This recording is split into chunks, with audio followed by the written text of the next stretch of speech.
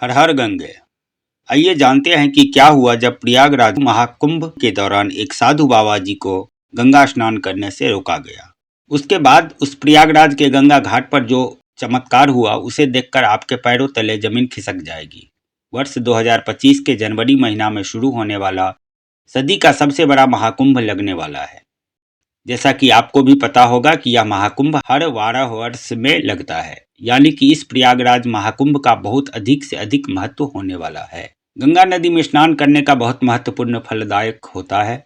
इसी वजह से देश और दुनिया से कई लोग प्रयागराज के इस महाकुंभ में स्नान करने के लिए पहुंचने वाले हैं।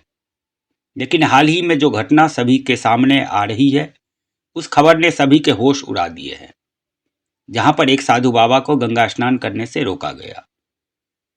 कोई भी कुंभ साधुओं के बगैर अधूरा है, क्योंकि यह साधु संतों के आगमन से ही संपूर्ण माना जाता है।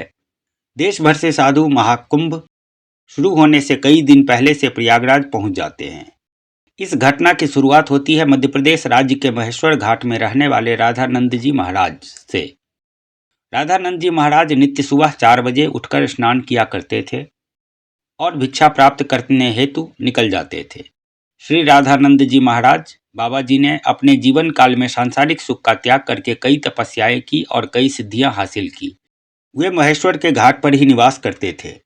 जब उन्हें प्रयागराज महाकुंभ की खबर लगी, तब श्री राधानंद जी महाराज महाकुंभ में जाने के लिए बहुत ही उत्साहित थे। उनका इच्छा थी कि वह महाकुंभ में तकरीबन 1 महीने पहले पहुंच जाना चाहिए, क्योंकि बाबा वहीं पर 2 से 3 महीनों तक महाकुंभ में बिताना चाहते थे।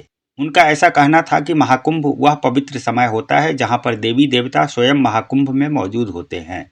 वहां पर स्नान करना, तप करना, भगवान का ध्यान करना बहुत ही फलदायी होता है। अगले दिन जब श्री राधानंद जी महाराज बाबा प्रयागराज पहुंचे, उस समय प्रातःकाल के लगभग 3:30 बज रहे थे। प्रातःकाल 4 बजे श्री राधानंद जी महाराज बाबा जी का स्नान करने का नित्य नियम था। उन्होंने सोचा क्यों न पवित्र गंगा नदी में स्नान किया जाए, और वे प्रयागराज के गंगा घाट पर पहुंच गए। उस स्थान पर गंगा नदी की साफ सफाई का कार्य चल रहा था। श्री राधानंद जी महाराज बाबा जी को यह देखकर बहुत ही खुशी हुई। जब उन्होंने अपने कपड़े उतारकर गंगा नदी में स्नान करने हेतु आगे बढ़े, तब वहां पर खड़े कुछ नगर निगम के अधिकारी ने उन्हें रोक दिया। उनका कहना था कि आप अभी स्नान नहीं कर सकते, क्योंकि अभी साफ सफाई का कार्य चल रहा है। प्रयागराज में रोजाना रात्रि के समय गंगा नदी का साफ सफाई का कार्य किया जाता है, ताकि दिन और शाम के समय किसी भी भक्तजन को इस कारण कोई मुश्किल नहीं हो। श्री राधानंद जी महाराज जी काफी धैर्यवान थे। उन्होंने सफाई कर्मचारी को समझाया कि बात बहुत अच्छी है कि आप लोग साफ सफाई कर रहे हो, लेकिन प्रतिदिन का मेरा नियम है कि मैं सुबह के 4 बजे स्नान करता हूँ, और ये मेरा तीव्र इच्छा है कि मैं यदि आज प्रयागराज पहुंचा हूँ तो मैं गंगा नदी में ही स्नान करूंगा। ना तो मेरे अकेले के गंगा स्नान करने से तुम्हारी कोई व्यवस्था बिगड़ेगी और ना ही मुझे कोई समस्या होगी। लेकिन वह अधिकारी अचानक से गुस्सा हो गया और उस साधु महाराज से कहने लगा कि आपको इसी समय में क्यों नहाना है? अभी पूरा दिन बचा हुआ है। क्या तुम्हें इस समय में कोई इंसान नहाता हुआ दिख रहा है? सफाई कर्मचारी ने साधु महाराज से पूछा कि क्या आप में इतनी शक्ति है कि इतनी ठंडी में 4 बजे सुबह में गंगा स्नान आप कर लेंगे? व्यर्थ की बातें बनाना छोड़ दो और यहाँ से चले जाओ, सफाई कर्मचारी ने बाबा से कहा। अभी तक तो राधानंद जी महाराज बहुत ही विनम्र थे, काफी धैर्यवान थे, लेकिन उस अधिकारी के अपशब्द को सुनकर अचानक साधु महाराज जी को बहुत ही बुरा लगा। साधु बाबा जी का मानना था कि गंगा नदी पर किसी का अधिकार नहीं है। यह तो साक्षात भगवान महादेव के जटाओं से निकलती है, जिसके अंदर सभी को अपने अपने पाप को धोने का अधिकार है, और उसके लिए कोई निश्चित समय नहीं हो सकता। लेकिन उस समय श्री राधानंद जी महाराज ने उस अधिकारी को कुछ भी नहीं कहा, सामने घाट पर ध्यान अवस्था में बैठ गए। सबको लग रहा था कि साधु महाराज मान गए हैं और पीछे हट गए हैं। अब जब पुनः गंगा नदी के अंदर साफ सफाई मशीन को शुरू किया गया, तो अचानक से एक घटना घट गई। फिर से सफाई मशीन शुरू होने का नाम ही नहीं ले रही थी। ऐसा लग रहा था कि मानो कि वह मशीन जाम हो गई है, बहुत सा कचरा मशीन के अंदर फंस गया हो। अधिकारियों ने सफाई मशीन को देखा परखा, उसके अंदर का सारा कचरा बाहर निकाल दिया। सभी को उम्मीद थी कि मशीनें फिर से काम शुरू करना कर देगी। लेकिन जब मशीन शुरू की गई तो कोई भी मशीन चालू होने को तैयार ही नहीं थी। लेकिन जब मशीन शुरू की गई तो कोई भी मशीन चालू होने को तैयार ही नहीं थी। सभी अधिकारी बहुत ही हैरान थे। लेकिन जब मशीन नहीं चालू हुई तो कई मैकेनिकल इंजीनियर को घाट पर बुलाया गया। सभी मैकेनिकल इंजीनियर ने मशीनों को अच्छी तरह से जांचा परखा और यही पाया कि सारी मशीन तो सही है,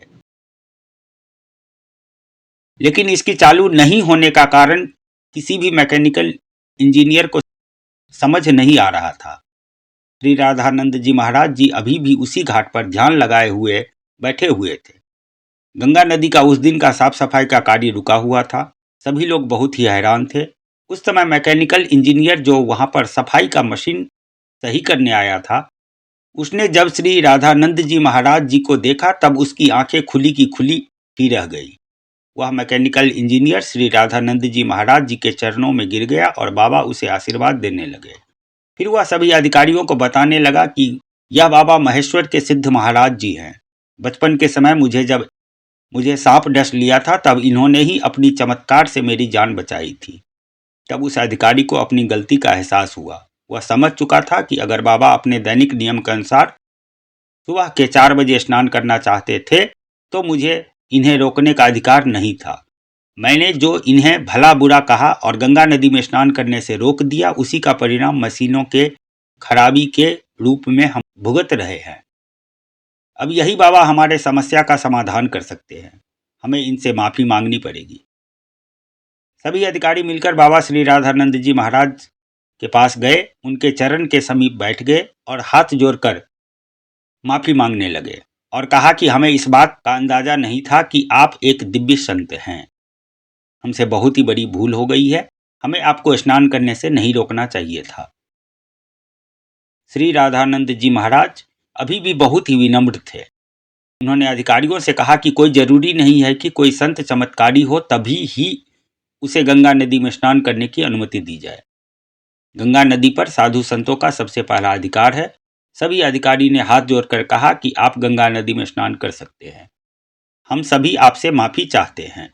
श्री राधानंद जी महाराज जी समझ चुके थे कि सभी अधिकारियों को उनकी गलती का एहसास हो गया है, उनका अभिमान दूर हो गया है। उन्होंने विनम्रता पूर्वक कहा कि तुम क्यों चिंता करते हो, अभी समय कहाँ बीता है, जरा अपनी घड़ी में समय तो देखो, आखिर अभी समय कितना हो रहा है। जब सभी अधिकारियों ने अपने घड़ी में देखा तो उनके रोंगटे खड़े हो गए, क्योंकि उस समय सुबह के 4 बज रहे थे। किसी भी अधिकारी को समझ नहीं आ रहा था कि आखिरकार इतना बड़ा चमत्कार हुआ तो हुआ कैसे। आखिर बाबा श्री राधानंद जी महाराज जी ने अपने चमत्कार से कैसे समय को पलट दिया। इतने बड़े चमत्कार को देखकर सभी अधिकारी बाबा के चरणों में गिर गए और बाबा की जयकारे लगाने लगे। इस चमत्कारी घटना के बाद सब लोग उन्हें मान गए और लोगों ने बाबा के दास बन गए।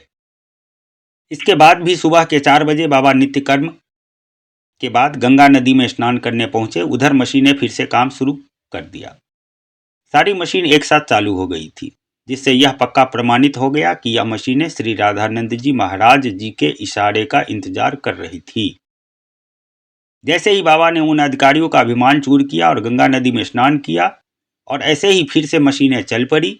यह बहुत ही बड़ा चमत्कार था जो हाल ही में प्रयागराज के महाकुंभ में हुआ था। वास्तव में मित्रों, यह भूमि साधु संतों की भूमि है। यहाँ पर ना तो साधु संतों का अपमान किया जा सकता है, ना ही छोटा समझा जाता है। इस देश का संत इस भारत देश के लिए कुछ न कुछ जरूर करता है और भक्तों को अध्यात्म के मार्ग से हमेशा जोड़ता रहता है। हम सभी को उनका भूल से भी अपमान नहीं करना चाहिए और ना ही उन्हें छोटा समझने की गलती करना चाहिए। इस पूरे घटना को लेकर आपके क्या विचार हैं? हमारे YouTube चैनल माटी मिथिला के वीडियो के कमेंट बॉक्स में जरूर बताइएगा। अगर आपको यह हमारा वीडियो आपको पसंद आई तो लाइक जरूर कीजिएगा और अपने परिवार एवं दोस्तों के साथ जरूर शेयर कीजिएगा। इसके साथ हमारे YouTube चैनल माटी मिथिला के को जरूर सब्सक्राइब करके बेल आइकन को दबा दीजिएगा। हर हर गंगे, हर हर महादेव, हर हर महादेव, हर हर महादेव।